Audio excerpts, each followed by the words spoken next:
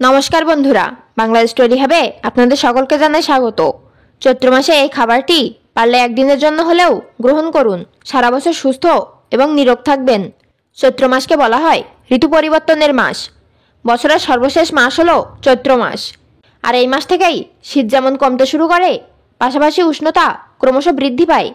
তাই এই মাসে আমাদের শাস্ত্রে এমন কিছু কিছু জিনিস খাওয়ার কথা বলা হয়েছে, তা যদি আমরা এই মাসে গ্রহণ করে থাকি তাহলে নিঃসন্দেহে আমরা সুস্থ এবং নিরোগ থাকতে পারবো। এবং এর সঙ্গে এই মাসে এমন কিছু কিছু খাবারের কথাও বলা হয়েছে যা এই মাসে আমাদের কখনোই গ্রহণ করা উচিত নয়। আজ এই ভিডিওর মাধ্যমে আপনাদের সামনে ব্যক্ত করব যে এই চৈত্র মাসে কোন খাবার আমাদের অবশ্যই গ্রহণ করা প্রয়োজন এবং কেনই বা গ্রহণ করা প্রয়োজন, আর এই চৈত্র মাসে কোন খাবার আমাদের খেতে নেই সেই বিষয়ে। আশা করি এই ভিডিওটি আপনাদের ভালো লাগবে। আজকে আমাদের আলোচনার বিষয় চৈত্র মাসে যে খাবারটি অবশ্যই গ্রহণ করতে হয়। চৈত্র মাস বসন্ত ঋতুর অন্তর্ভুক্ত হওয়ায় এই সময় প্রকৃতি যেমন সুন্দরভাবে সেজে ওঠে, এর পাশাপাশি এই সময়কালেই কিন্তু আমাদের সবথেকে বেশি সচেতন হওয়া প্রয়োজন। কারণ এই সময় ঋতু পরিবর্তন বা আবহাওয়া পরিবর্তনের সময়। আর এই সময়কালেই প্রকৃতিতে বিভিন্ন ভয়ানক রোগ, অসুখ বিসুখের আবির্ভাব ঘটে।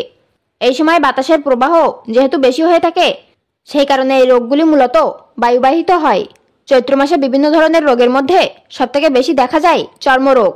এর পাশাপাশি গুটি বসন্ত, জলবসন্ত, হাম, ফোড়া, ঘা, ব্রণ এগুলোর পরিমাণ যথেষ্ট বৃদ্ধি পায়।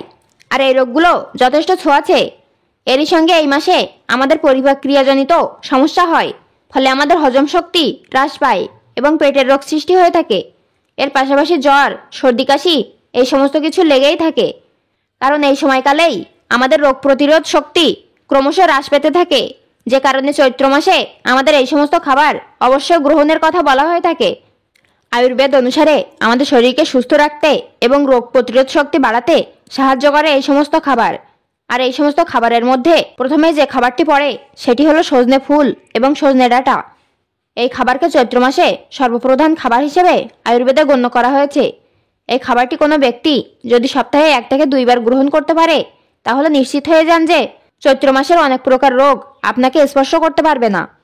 এই খাবারটি সম্পূর্ণ পুষ্টিগুণে ভরপুর। তাই এই সময় অবশ্যই আমাদের খাবারের তালিকায় সজনে ফুল এবং সজনে ডাঁটা রাখার চেষ্টা করুন। এরপর দ্বিতীয় যে খাবারটির কথা বলবো তা সমস্ত রোগের প্রতিষেধক হিসেবে ব্যবহার করা হয়। আর প্রকৃতিও এই সময় এই খাবারটি সুন্দরভাবে আমাদের সামনে পেশ করে। আর এই খাবারটি হলো কচি নিম পাতা। আয়ুর্বেদে পরিষ্কার করে বলা হয়েছে যে সপ্তাহে যদি এই সময় একদিনের জন্য হলেও নিম পাতা খাওয়া যায়, তাহলে সেক্ষেত্রে বাতদোষের খণ্ডন হয় এবং মানুষ দীর্ঘদিন সুস্থ ও নিরোগ থাকে। এই কচি নিম পাতা আমাদের রোগ প্রতিরোধ শক্তিকে বৃদ্ধি করে। এর পাশাপাশি এই নিম পাতা আমাদের চুল, ত্বক এবং লিভারের সমস্যা দূর করে। আমাদের শরীরে যে ক্ষতিকারক ভাইরাস এই সময় প্রবেশ করে তা দূর করতে সাহায্য করে এই নিম পাতা। সেই কারণে এই সময় বয়োজ্যেষ্ঠ ব্যক্তিরা নিম বেগুন খাওয়ার কথা বারবারই বলে থাকেন। তাই চৈত্র মাসে সপ্তাহে 1 বারের জন্য হলেও নিম পাতা খাওয়ার চেষ্টা করুন, দেখবেন সুস্থ ও নিরোগ থাকবেন। তৃতীয় যে খাবারটির কথা বলবো তা হলো উচ্ছে বা করলা।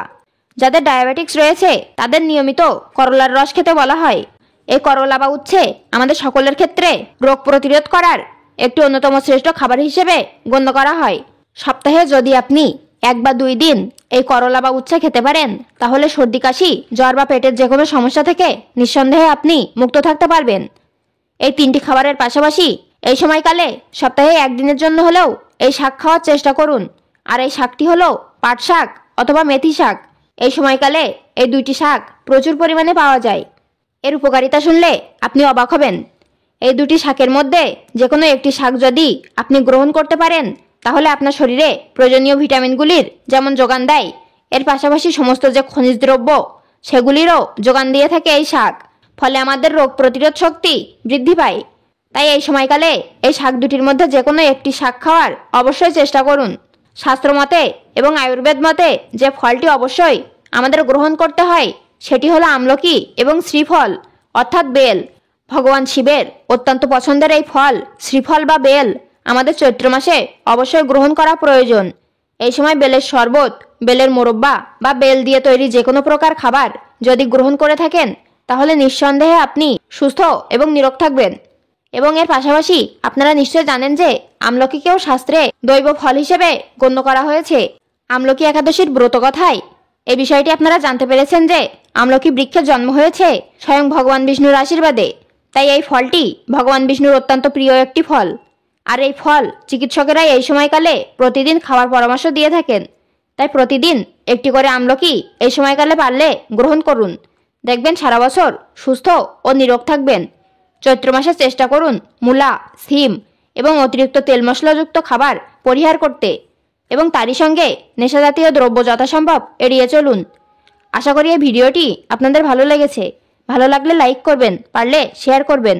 সকলেই ভালো থাকুন, সুস্থ থাকুন এই কামনা করে আজকের মতো ভিডিওটি এখানেই শেষ করলাম। ধন্যবাদ।